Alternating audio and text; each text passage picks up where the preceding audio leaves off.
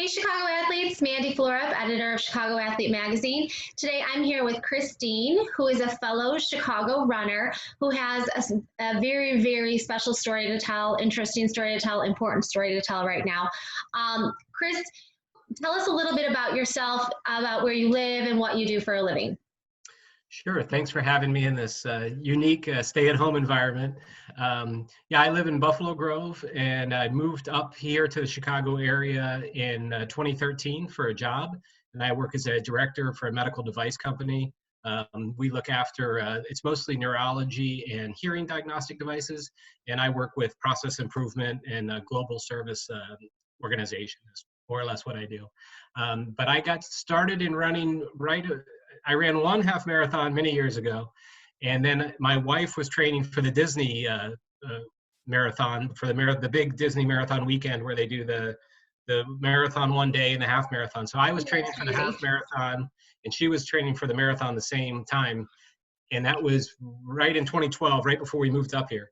And so we both ran that weekend, and then it just caught on as a bug for me ever since then.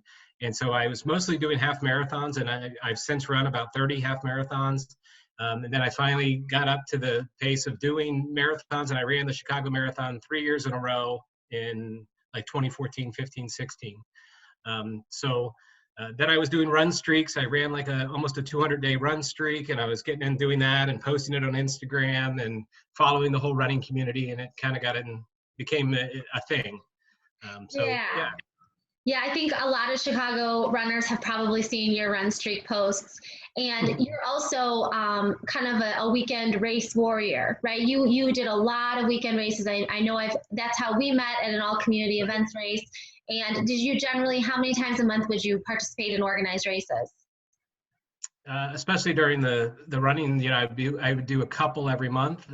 So I would be looking for mostly half marathons, but I was doing a lot of all community events because they seem to be always around, and they have a lot of different opportunities for fun races.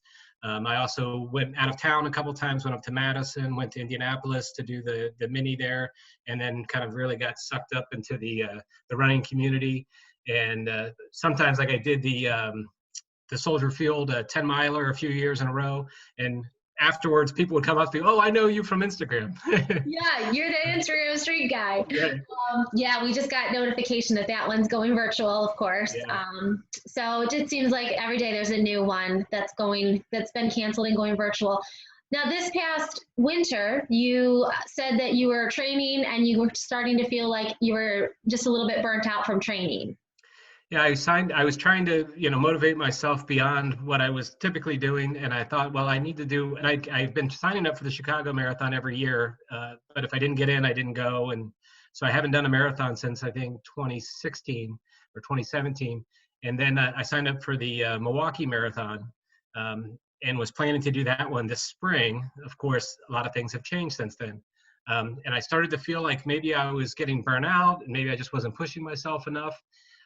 And then I started to have some medical issues in the end of 2019, and I started to get them checked out. And soon, it's a long story, but got diagnosed with colon cancer in February. And I've since received radiation and chemo treatment for that. Just completed my 5 weeks at the end of last week. So now I'm in a rest phase prior to surgery that's scheduled for late June. Wow. And it's not just colon cancer, it's a later stage, correct? Didn't you say it's like stage 3? Right. It's a colorectal, to be the proper terminology. I'm learning all the terminologies, more than I wanted to learn ever about oncology and radiation.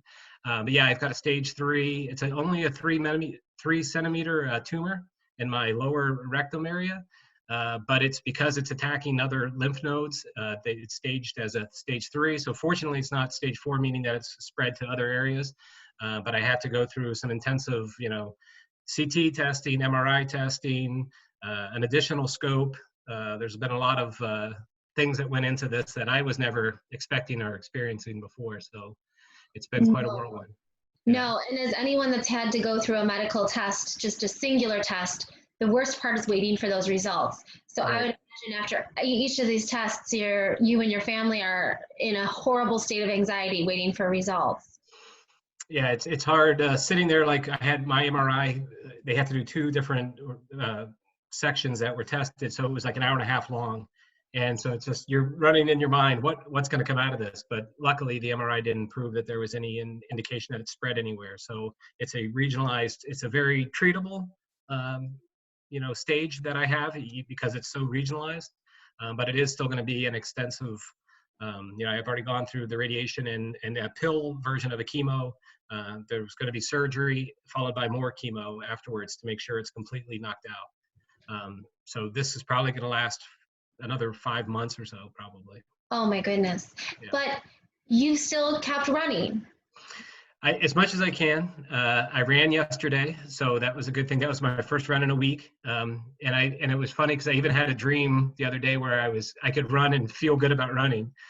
But being it's a lower GI issue, we all know that as runners we can't just run out there if something's not right with your system. So I've been doing walking, and they say it's really good for your immune system to just walk, even just get out there and move. But I think we all know that it's also mentally helpful just to get out there and exercise. And I look forward to when I can do those longer runs where your mind really kind of drifts away and makes yourself feel better at the end of the day because you've gone on a long run. Yeah, and that's interesting because so many of us, and I bet even you before this all hit, you think about your day and you're like, oh, I really should go for a run. And we take for granted that we can go out for a run when you've had to wait a week until your body felt ready to go for a run. Yeah, absolutely. And as stressed, somebody who does running almost every day, you look forward to that time when it's kind of your own private time where you get to run and just release and disconnect from the world for a little bit. And that's something that I've always, besides the physical element, it's kind of the mental element as well. Now, and I've noticed that, part of it is a testament to who you are and who your family is, and part of it is that you're a member of this running community. I've noticed a great deal of support. Your wife has started this amazing Facebook group. I've seen these blue bracelets. Can you tell us a little bit about the support you've been getting from friends, families, and fellow runners? Yeah, so my wife has done a great job of being very supportive, and she started a Facebook group that kind of shared all the dirty medical details and so forth. And then she got these blue Team Chris bracelets that say "Never give up" on them. And then we've been sending them out. We have a bowl by our front door so people can drop by and pick them up. So that's been really great. It's been very supportive. And every Friday through my treatments, I had 5 weeks of treatments, I would post a Friday fighter update because I'm obviously fighting cancer. So I kind of took on this fighter motif and mostly Rocky shirts and different boxing analogies. But I've got a tremendous amount of support that's really helped me to get through this because I'm looking forward to writing my Friday updates every week and seeing everybody, really encouraging me. So it's been very strange because I never thought at my age that I would have to go through any of this, and previously very few medical issues, and being generally healthy, for this to happen with no family history is very peculiar. But this combined with the COVID-19 things, it's just been a very strange last 5 or 6 weeks.